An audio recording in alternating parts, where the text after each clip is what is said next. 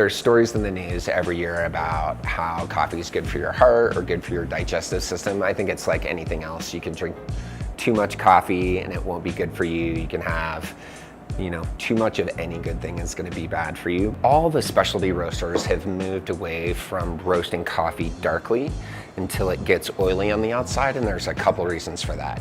Every coffee bean has a tiny sugar-like layer on the inside, and any coffee bean that's oily on the outside or shiny, basically what that means is that those interior sugars have been totally carbonized, totally burned.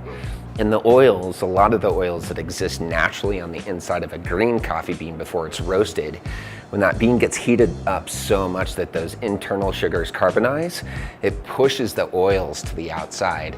And then it's like any other piece of organic produce. As soon as it's exposed to oxygen, it starts to decompose.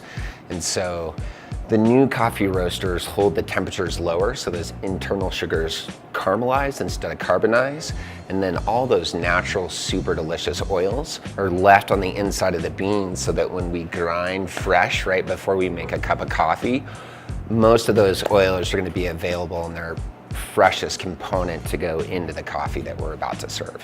So that's beneficial to you because one, your coffee is going to taste way better. It's not going to be, you're going to lose that burnt taste, and you're going to start to experience some of the nuances that you get from different coffees that come from different regions in the world. So Ethiopian coffees, for instance, tend to have a lot of berry and floral, whereas coffees from like Brazil or Colombia will have a lot more chocolate components to them. So eliminating that burned inner layer allows you to taste some more of the natural flavor of the bean. And you also get rid of all those carcinogens on the inside and that decaying oil on the outside. Acidity is a little bit dependent on the region that the bean comes from. So for instance, coffees from Africa tend to be a lot more acid forward than coffees from South America. And it's actually one of the reasons that you're seeing a lot of espresso blends these days with components from Africa and components from South America, because you're getting that like bright acid floral berry component from the African coffees, and then that kind of richer, thick, tobacco-y, chocolatey component from the South American coffees.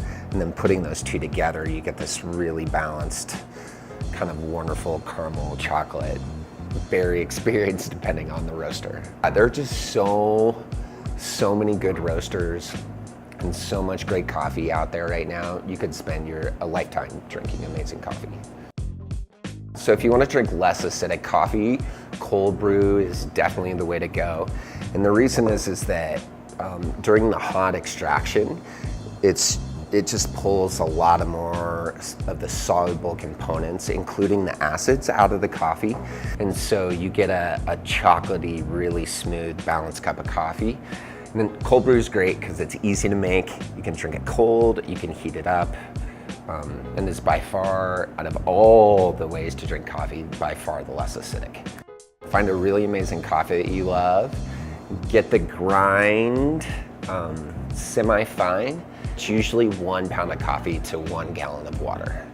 And then soak it in cold water for 12 to 16 hours, just depending on your taste profile.